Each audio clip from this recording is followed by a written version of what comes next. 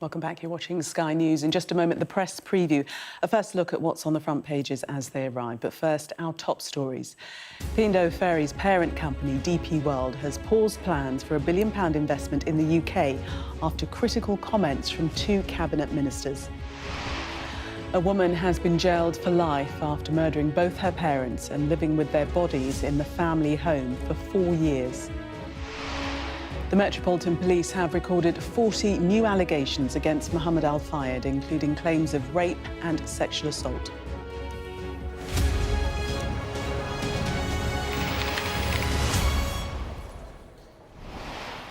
You are watching the press preview, a first look at what's on the front pages as they arrive. It's time to see what's making the headlines with PR consultant Alex Dean and Guardian columnist Zoe Williams. They'll be with us from now until just before midnight. So let's see what's on some of those front pages for you now. Well, the row over a £1 billion foreign investment in the UK being threatened after two cabinet members apparently insulted the firm is top story in The Times. The Telegraph says the row is an embarrassing blow to the Prime Minister's plans to grow the economy. But Zoe's paper, The Guardian, says the PM is determined that his critics won't blow him off course. The Eye leads with an investigation revealing that a gang linked to the Kremlin has hacked the UK ambulance computer system. It follows a warning on Tuesday from MI5 that Russian agents are working to cause mayhem on the streets of Britain. The Express has been speaking to a 13-year-old girl sentenced for violent disorder after an attack on a hotel housing asylum seekers. She tells the paper she made a mistake but doesn't deserve a criminal record. The Mail claims an exclusive with King Charles telling Republican campaigners in Australia that he won't stand in the way if the country decides to ditch him as head of state. While the Mirror speaks to Sir Elton John, who tells the paper he doesn't know how much time he has left after poor health, family commitments and a lifetime of touring. The Financial Times says growing confidence in the US economy has boosted the profits of some of the world's biggest financial groups, with several top names reporting better than expected results. The Sun reports that hidden cameras were installed in Manchester United's dressing room 2 days before their Premier League match at Aston Villa in an apparent security breach. And finally, The Star says that a Canadian diver claims that he saw the King, then Prince Charles, piloting a UFO in Nova Scotia in 1975.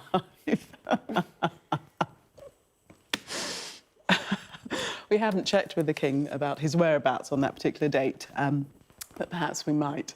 A reminder that by scanning the QR code you'll see on screen during the programme, you can check out the front pages of tomorrow's papers while you watch us. The King was in Pizza Express in Woking at the time. Welcome to Alex and Zoe. I'm sorry, I've got the giggles now. Needless to say, we're not going to be covering that story.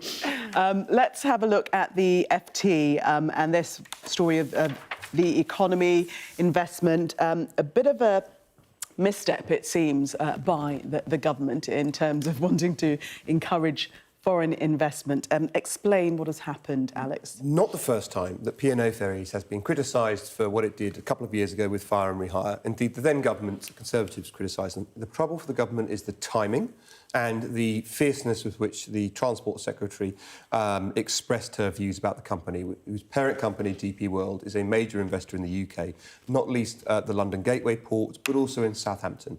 She not only said that the business were rogue operators and cowboys, using the kind of criticism that has been expressed by past governments, but most harmfully, I think, from their perspective, she said that she would boycott them and that other people should do the same. That's the Transport Secretary saying that you should boycott this business.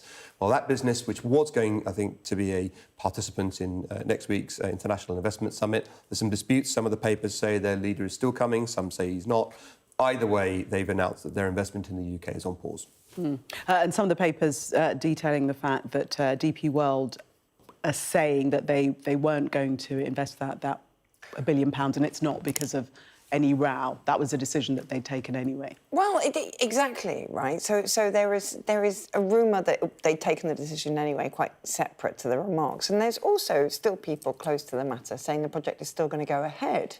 Well. And those are people close to the company. So I don't think... I mean, they're quite hard-boiled, these kind of corporations. I don't think they're going to huff off. I don't think they're going to flounce over a remark, especially one that was so widely made at the time when they first fired all those people. And I don't think it will be... We keep calling it a fire and rehire row, but actually a lot of the people they were going to hire were replacements of the people they weren't fired. And they were hired on a much lower. They weren't even on British minimum wage. They were on... I think they were taking the vessels as some kind of separate principality. There was certainly... They put it under a different flag. I don't remember the detail. There were certainly employment practices which were absolutely scandalous and caused not just jobs, but the very standards that we expect of employers in this country. So I'm not surprised there's a question mark over their relationship going forward because, as I say, they're corporations. They're not thinking with their hearts. I'm not surprised that Louise Haigh said it, although I'm surprised by the timing. What I am surprised about is that the government has managed to get itself into this absolute fix where it was relying so heavily on DP World and yet didn't think ahead about whether or not to insult them, where number 10 Downing Street is on the one hand distancing itself from the Transport Secretary and on the other hand agreeing with her, why it can't actually make its own mind up. I mean, you know, obviously, you needs must and you take investment where you can get it. But if there is actually a company that you're holding up as a flagship poor employer, they might not be the best people to go to for a really high-profile investment drive. Or a flagship investor. And the reason I think it is a story is that you put your finger on it, is number 10 disowning the remarks of their own Transport Secretary. Government tends not to do that, or governments of any type, tend not to disown serving cabinet ministers, certainly 3 months into government, unless it's a real issue, because then you prompt whole new, do you have confidence in the cabinet minister and so forth? And if it was something they thought they could get away with, if it was thought something they could pass, they would just say, look, what's been said has been said. It's rather like what the last government said. Instead, Downing Street said Louise Hay's comments were her own personal view. They don't represent the view of the government. That is, a government minister's view doesn't represent the government's view. We continue to work closely with DP World, the business that she said you should boycott. I mean, those are really quite disparate and separate views. But according to the FT, another Whitehall figure said a press release on the government's website on Wednesday had called P&O a rogue employer, and that had been obviously signed off. That's what Zoe's saying. It's absolutely true. Their comms is a complete mess on this. They are in disarray.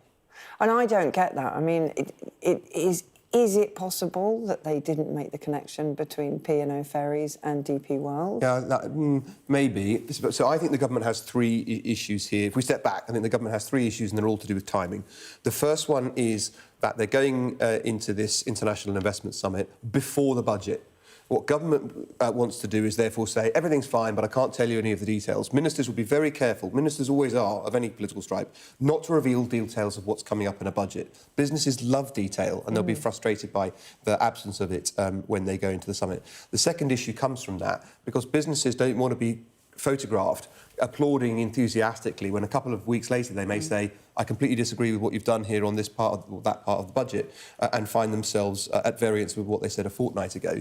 And the third issue is of their own manifesto making, because the government pledged to have a workers' rights bill and an International Investment Summit within 100 days. They're coming right up on the buffer of that 100 days now, and they're doing both at once. And it's the fact that they're introducing their workers' rights bill which brought up these comments about DP World's P&O Ferries, what they regard good employment practice on the one hand, bad employment practice on the other. The reason they're having that discussion now, when they're meant to be having the discussion about investment, is because they're wedging these things together in their agenda in their first 100 days. But just to reiterate that thought that disinvestment was about to happen anyway. Dubai-based executives saying that Number 10 was wise to distance itself from Haig's comments, but insisted DP World's decision was based on commercial realities rather than political barbs. If we turn to the Times, they're saying the investment plan is in chaos. Is that slightly overwritten, that headline, do you think, Zoe? Well, the Times are really enjoying how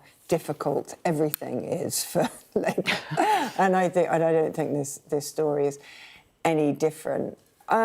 Is it a humiliation? The Financial Times story just seems much fairer-minded, you know, just has more context. if DP World were thinking of stepping back anyway, then they're using this instrumentally, and it's not humiliating. It's just a thing that businesses do. So, I think the Times story is, well, falls short of their standards of impartiality in news gathering. Oh, blimey, strong words. Well, I mean, I just don't. It doesn't sound as though they do not sound like they've got the same 360 view that the FT Well, has. so the Times does champion the column in their own newspaper by Michael Bloomberg, former mayor of New York, That's true, yeah. where he talks about he's never been more confident about the British economy, which is impliedly very flattering about the new government and the environment that it's setting up. He talks about the UK's best days still being ahead of it. That's on the front. But one of the things that is certainly online in the FT today, although not on the front page of tomorrow's edition, is that comment about being wise to distance themselves from Louise Hay's remarks, number 10 being wise. The context of that in the full story online makes it clear that the people who say that to the FT are talking about other investors from the Middle East and elsewhere, because not just DP World, because businesses don't want to think that you're going to get, putting it in blunt terms, slagged off the week before or the week after you make a commitment to invest. And so government's not just thinking about the DP World investment here, they're thinking more broadly about the business environment. This is not the week to be taking pot shots at businesses. The problem is, though, at some point, and I take your point that it's unfortunate to be doing employee rights in the same week as an investment drive, but at some point, you do have to say, we believe in this working practice, we believe in these workplace rights. And one could be the most left-wing person in the world and say, I believe in doing this, let's do it straightforwardly, head-on, no shying away from it. We don't want your investment. Right? What you can't do is try and ride both horses. You've got to leave that to the circus.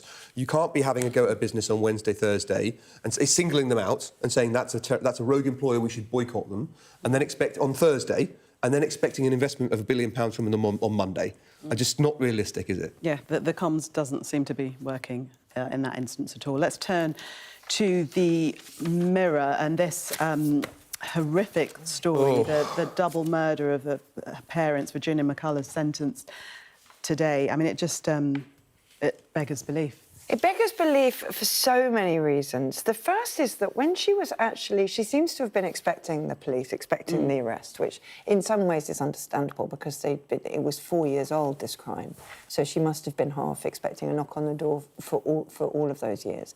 But the way she talked about her mother and the murder of her mother to the police when they arrived, it's sort of chilling because she sounds as though she has great sympathy for her mother, and yet she killed her. So the phrasing is so strange. You know, she describes how she looked so innocent and had no idea what was coming. And it really is, I think that it's the kind of details of her own testimony, which is both at the same time kind of neutral, as though somebody else did this. Yes. And incredibly heartless. Yeah. She's actually removed herself from the crime, as if, you know, she wasn't. I don't know about that, actually. I mean, I prosecuted and defended plenty of cases where people were exactly as you describe. So they put something in the passive. They'd say, we were in the playground and there was a knife and he got stabbed, by which they mean I went to the playground, I took my knife and I stabbed him. They put everything in the passive. She didn't say that. She said, I murdered my father. He's over there. And my mother is in the second wardrobe upstairs. She lived in the house for 4 years.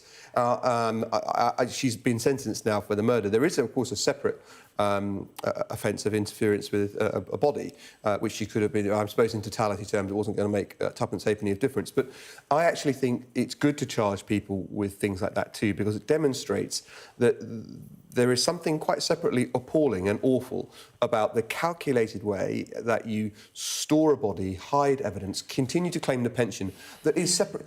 I'm not justifying murder for a moment, but the act of killing somebody, which you should be sentenced for and get a lengthy life sentence for, that act, which can be in the spur of the moment, can be awful, but is separate from the ongoing, years-long determination to hide their body, lie to the relatives. She sent false notes and messages and gifts to people. Yes, birthday cards. She gave false explanations of where they were.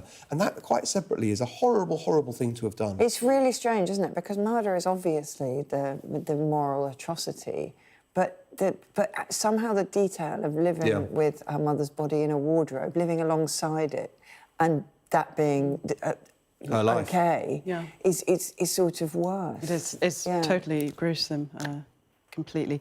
Zoe and Alex, thank you very much for the moment. We're going to take a break. Coming up, someone is hacking our ambulances. Are the Russians already starting to cause the mayhem that MI5 warned about? Do stay with us for more.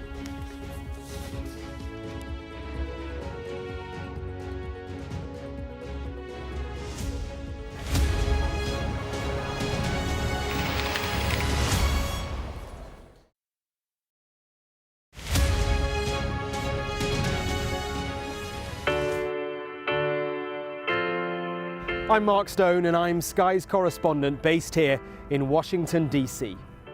We'd been warned that we would meet people in the lowest moment of their lives. Their story is one of fundamental American failure.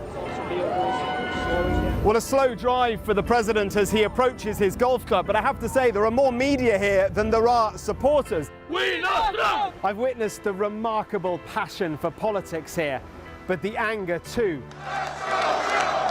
This is just the audience that Joe Biden wanted. Is this the moment to reform gun laws? You know, it's easy to go to politics. But it's important, it's at the heart of the issue. For all the talk of a toned-down, humbled Trump, yes, maybe there was just a little less rhetoric, a little less divisiveness, but in the end it was the same rhythm, the same speech, the same man.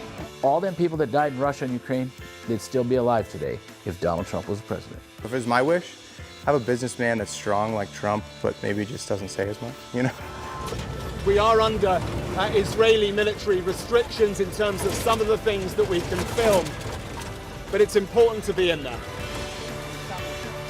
What we've been allowed to see over here is a humanitarian corridor.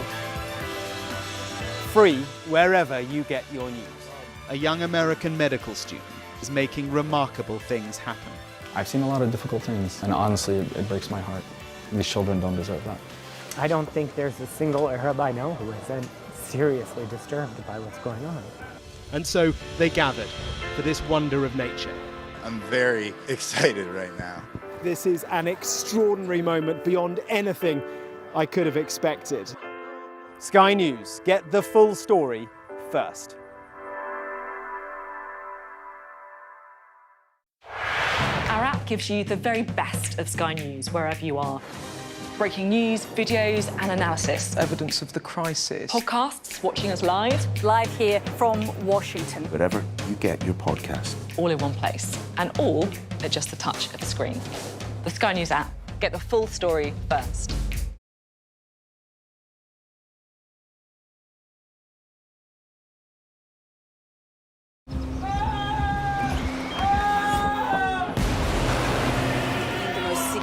Day of this conflict. They keep telling us that they want aid. And this is what's left of it.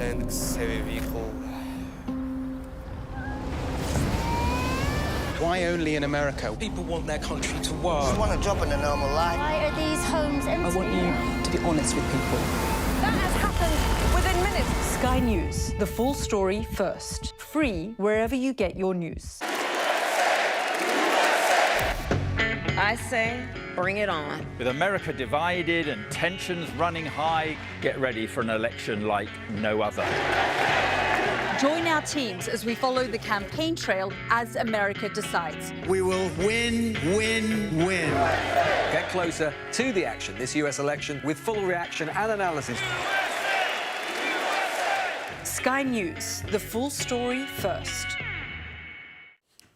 Welcome back. You are watching the press preview. Still with me, PR consultant Alex Dean and Guardian columnist Zoe Williams. Let's take a look at the Eye front page and this story about UK ambulances being hacked, suspected by Russian gangs linked to the Kremlin. Zoe, take us into this. So the details are pretty scant, but it does look as though the Kremlin has successfully hacked into a public sector system, and that system is the ambulance service. You would think that if you were going to wreak chaos, you would choose a sector that was not already in chaos, because ambulance services are all, how would you tell that somebody was hacking them? I would definitely go for air traffic control. Nevertheless, the MI5 has been warning that this is possible. The Ministry of Defence has been warning that this is likely, and now it does seem to be that it's been proven to have happened. I doubt we've heard the last of it.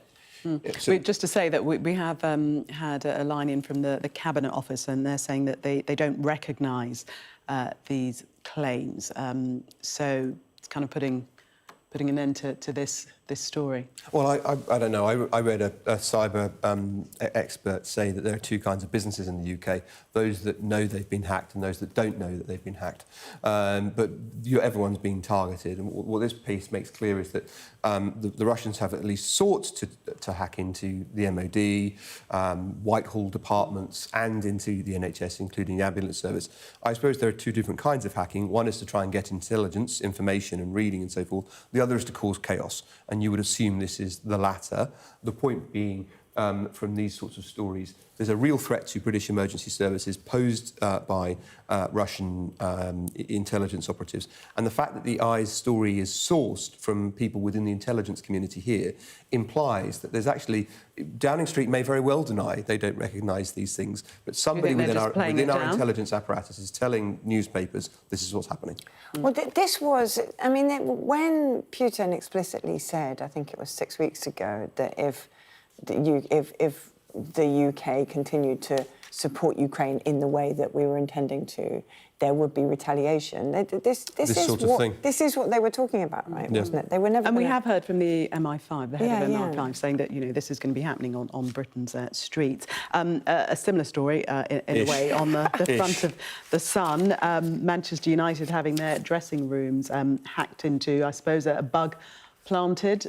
Is this with malicious intent, though? Do we know? I think it was a hacker, a common or garden hacker, rather than a Russian hacker, seeking to record Ten Hag's rallying speech, and potentially for a desire to leak it or just to listen in. Who knows? It's not quite on the same scale. No. We thought it was useful to see these bugging stories are everywhere today. I mean, it's a prankster, right? But I don't understand. I mean, call me ignorant. I don't understand what's going to be so interesting in Ten Hag's rousing speech that you couldn't guess. Like, doesn't he just go, OK, let's go out there and win? I mean... We don't know. I can't believe you should be coaching in the Premier League. You missed your call in, Zoe. Zoe and Alex, thanks very much for the moments. Coming up next on Sky News at 11, a major multinational company pauses plans for £1 billion investment in the UK after critical comments from 2 cabinet ministers.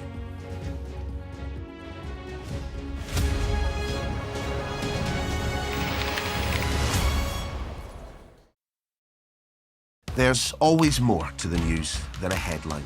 We want to discover, to delve a little deeper, to find out what's really going on. Explanation, analysis, the people at the heart of every story. I'm Neil Patterson, and this is the Sky News Daily Podcast. So, by the end, we'll hopefully all understand what's going on in the world just that little better. Available wherever you get your podcasts. We've got your Sunday mornings covered.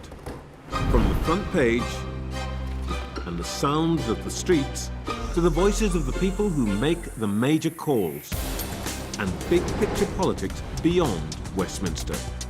We'll put you at the heart of our story. A new start to Sunday. I'm ready. Are you? Join me, Trevor Phillips, Sunday mornings